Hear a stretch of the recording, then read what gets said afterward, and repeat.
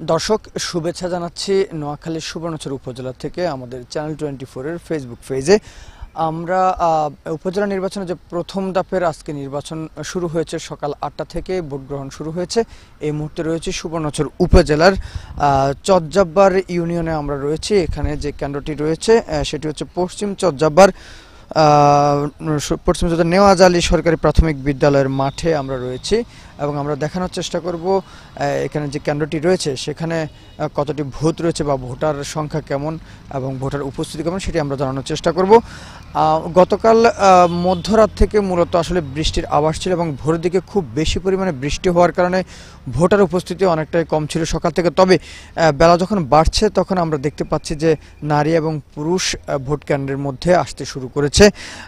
এখানে এই কেন্দ্রটিতে মোট ভোটার রয়েছে 4643 জন ভোটার রয়েছে। আমরা প্রিজাইডিং কর্মকর্তা যিনি রয়েছেন শামসুল ইসলাম, তার সঙ্গে কথা বলেছি। তিনি বলেছেন 9টা পর্যন্ত 15 থেকে 20টি ভোট কাস্ট হয়েছে, এটি আমাদেরকে জানিয়েছেন। তবে গত 15 থেকে 20 মিনিটের মধ্যে আমরা দেখতে পেয়েছি যে বিভিন্ন জায়গা থেকে যারা ভোটার রয়েছেন তারা আসতে শুরু করেছেন।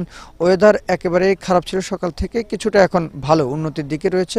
ফলে হচ্ছে আস্তে আস্তে যারা ভোটার রয়েছেন তারা আসতে শুরু করেছেন।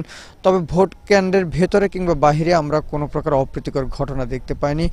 প্রশাসনের লোকজন থেকে শুরু করে অর্থাৎ পুলিশ, বিডিআর, একই সঙ্গে হচ্ছে ম্যাজিস্ট্রেট যারা রয়েছেন তাদেরকে আমরা দেখতে পেয়েছি, তারা কেন্দ্রগুলোতে এসেছেন।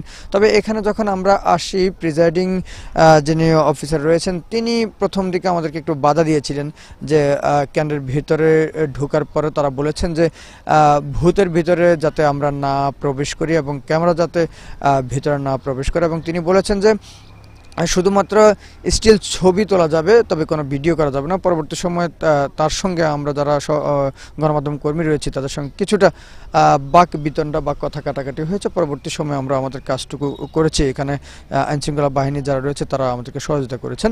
সব মিলিয়ে আসলে গত 1-1.5 ঘন্টা আর যে ভোট আমরা দেখতে পেয়েছি সেখানে আসলে কোনো প্রকার কোনো সমস্যা আমরা এখনো পর্যন্ত দেখতে পাইনি। তবে আসলে ভোটার উপস্থিতি কিছুটা কম বলা চলে।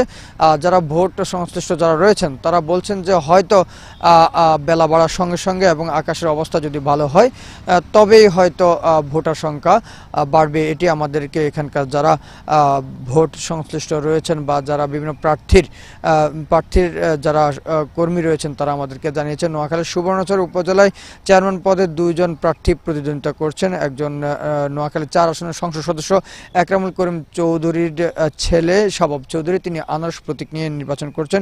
একই সঙ্গে নোয়াখালী জেলা আওয়ামী লীগের সভাপতি অধ্যক্ষ HM খায়রুল আলম সেলিম, তিনি দোয়াত কলম নিয়ে প্রতিদ্বন্দ্বিতা করছেন। সব মিলিয়ে এখনো পর্যন্ত পরিস্থিতি ভালো। এই ছিল সর্বশেষ সুবর্ণচর উপজেলার পরিষদ নির্বাচনের খবরাখবর।